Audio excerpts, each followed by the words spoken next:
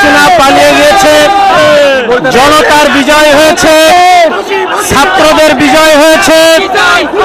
এখন আমাদের শুধু আনন্দ করলে হবে না, যারা এই 15-16 বছর বাংলার জমিনে জুলুম করেছে, অত্যাচার করেছে, যারা দুর্নীতি করেছে, সকল হত্যাকারী, সকল নির্যাতনকারী, সকল জালেম এবং সকল দুর্নীতিবাজদের বিচার বাংলার জমিনে হতে হবে।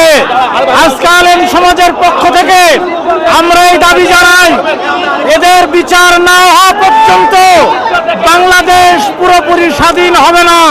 কাজেই সকল দুর্নীতিপরায়ণ শাসক গোষ্ঠীর যত নেতা আছে, যত জালেম আছে, সমস্ত জালেমদের বিচার বাংলার মাটিতে হতে হবে এবং খুনি হাসিনা বাংলার অসংখ্য দামাল ছেলেদেরকে হত্যা করেছে।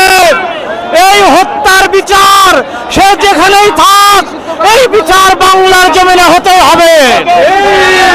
সে বাংলার জমিনে ট্রাইব্যুনাল গঠন করেছিল মানবতা বিরোধী অপরাধের বিচার করার জন্য। সেই ট্রাইব্যুনালে এই শেখ হাসিনার বিচার করে বাংলার জমিনে তাকে ফাঁসি দেওয়া হবে।